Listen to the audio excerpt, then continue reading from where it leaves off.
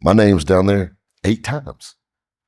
Who's this rabbit guy? I wrote my name so fast on the dry erase board, Robert looked like Rabbit to him.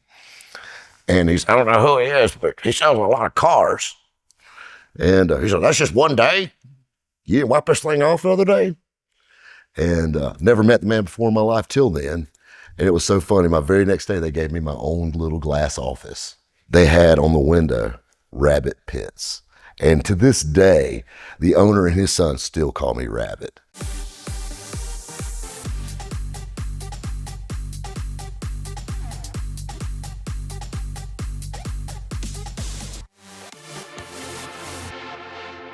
Over the past 7 years, we've all listened to dozens and dozens of incredible stories from Rob Rabbit Pitts, and no one else who's ever sat in this chair can come close to the way that Rob tells a story. The witty one-liners, the crazy analogies, just everything that he does to plant that mental image and make us laugh as we hear the message that he's got prepared in a story. And this week, as we look back on Rob's life well lived and celebrate everything that his legacy is, including this body of work in storytelling, I thought it would be a ton of fun to compile those crazy one-liners into a single video. Out of context, but totally in character, this is Rob Rabbit Pitts. We did $4,500 worth of damage to this Lambo, and the possum lived. You know, I never drove this car, so we take out a trailer park hell with this thing, and every time you press the accelerator pedal on it, it hits you harder than Bill Cosby making you a mixed drink. Tuner's calling, this is calling. We got these shocks coming in, we got this, we got this. God help me, I got a race car, but it's going to be fun. Some of the best descriptions of it I've ever read was my voice was like Morgan Freeman and Sam Elliott had a baby, and honey poured over gravel. That one still gets me. This guy, you know, he's got a plane. Looks like he shopped at, you know, TJ Maxx. But she was, you know, she was a JC Penney gal. She was nice. We grab our bags and we go up to the 4th floor, penthouse suite at the Holiday Inn Express. Good-looking, dark-headed nurse is over here on my right. She's coming up my pants leg with a pair of scissors. I put my hand right here inside my thigh, stopped her. I said, ma'am, before you go any further, there's something I need to tell you. She said, what's that? I said, this thing's been known to bring them to their knees, and I thought I should warn you. She said, we need to see this. She cuts him off. True story, she gave me her daughter's phone number before I left the hospital. I've only got stopped 3 times, being accused of the guy from Rascal Flats in Vegas. I guess 6'2", blonde hair. Country boys stick out. And then I came back to Greenville, and the store was almost done. We were fixing to have our grand opening. We opened February 14th on Valentine's Day was our opening day. I'll never forget, they gave me a car to drive, and they said, we need you to go to the airport. We had Sterling Marlin there for our grand opening. I hope there's no NASCAR fans on here. So I picked this prick up, and the first thing he says, get out of the car. I drive everywhere. I'm like, whatever, you know, I like drag racing better anyway, you know, I care less. You know, talk about an opportunity that come from radio. I actually got a chance to sell a Camaro to a porn star because of that car show. And we were joking around, throwing some war stories back and forth. And he said, yeah, I've slept with every woman in Pickens County but my mother and my sister. And he was like bragging, so I patted him on the back. I said, well, between the two of us, we got them all.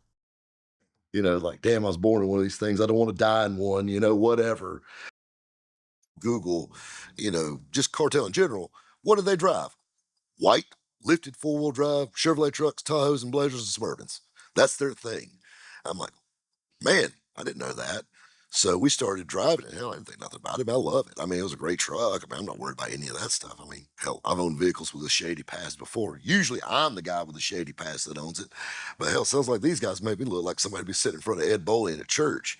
But hey, whatever. I kind of like a little street cred in my vehicles. I love how it just, everything was bumper. I said, bumper to bumper. He said, bumper to bumper, top to bottom. It's covered. I said, really? He said, bumper to bumper, sir. It's carefree. Bumper to bumper. He said, bumper to bumper. We drove a little ways. I said, bumper to bumper. He said, everything. See the ramp door and trailer open up and a few straps pop off. And by this time, I'm walking my way to the trailer and backs out Probably one of the prettiest 1944 two-door sedans you've ever seen. Just a good-looking street rod, billet wheels, air ride suspension, small block, Chevrolet, like all good Fords would have. He pulls the glove box inside out, pulls back the heater box, pills come out from everywhere. Rabbit, how did you manage to fight off all the ladies with your suave self? Believe it or not, that's not that big of a problem for me.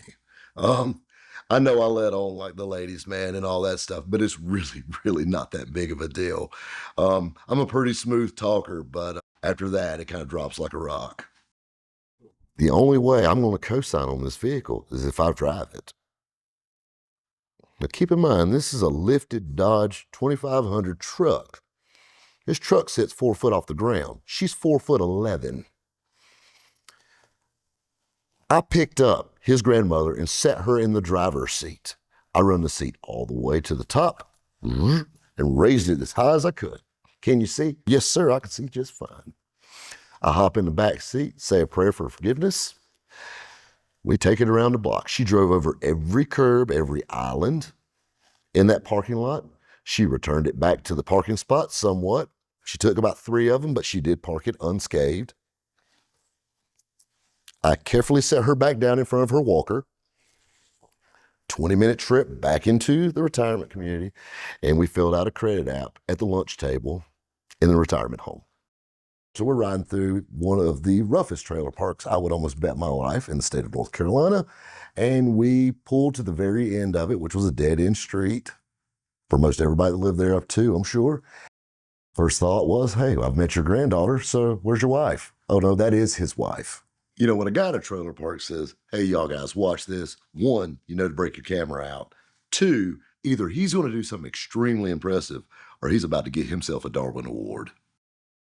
I love just the opportunities with Dad. You know, drag racing was fun. I mean, this man has world records. They're still there in drag racing. And this is the same guy that sits through red lights now, which kills me.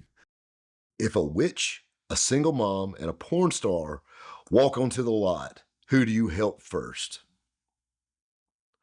Well, why run down and help one when you can walk down and help them all? I mean, hell. I mean, this is the thing. You know, you treat the porn star like a lady, you treat the single mom like the porn star, and you treat the witch, well, you treat her nice because you don't want her to put a spell on you. And he was asking $1,800 for this. And he says, I'm pretty firm on my price. And I love people that tell me that, because now it is my mission in life to get you as far away from that number as humanly possible.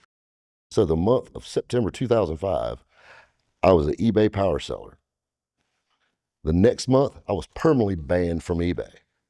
That was 12 years ago. All right. Probably about 6 months ago, it was a joke. I said, you opened me up an eBay account, you know? New email address, knew everything, you know? I don't even live in the same house anymore. Knew everything, you know? Put my credit card in for my PayPal. Gotcha, I'm in.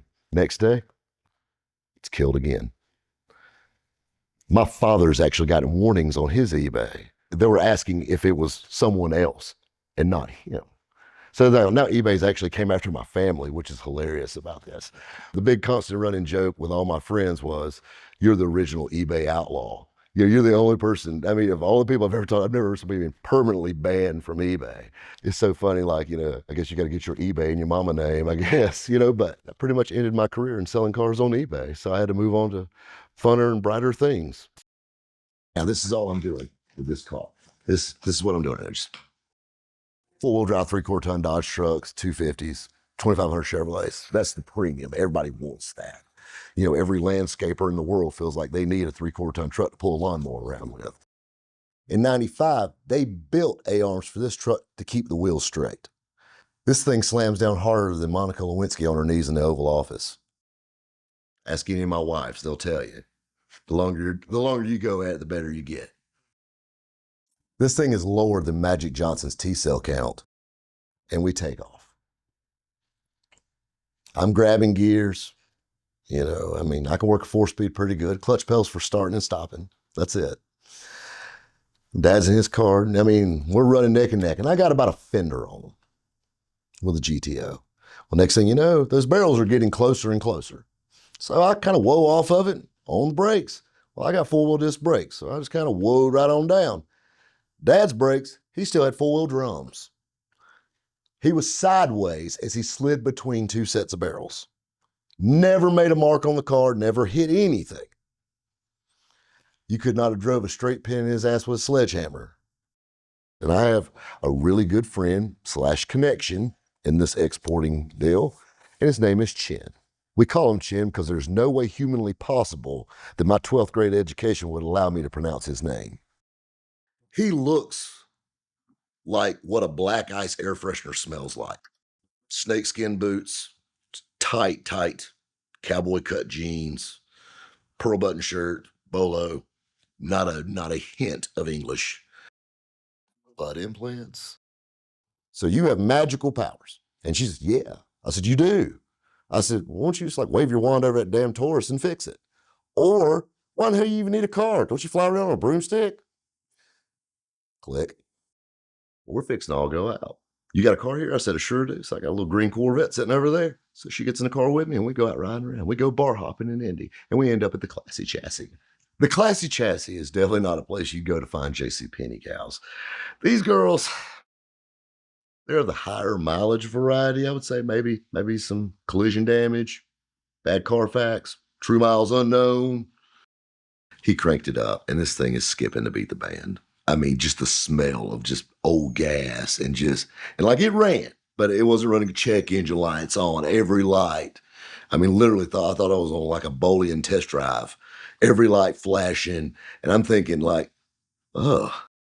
Way before, I was putting Chevrolets in driveways and Dodges in garages and Fords up on the board, I loved cleaning up cars. I love detailing cars.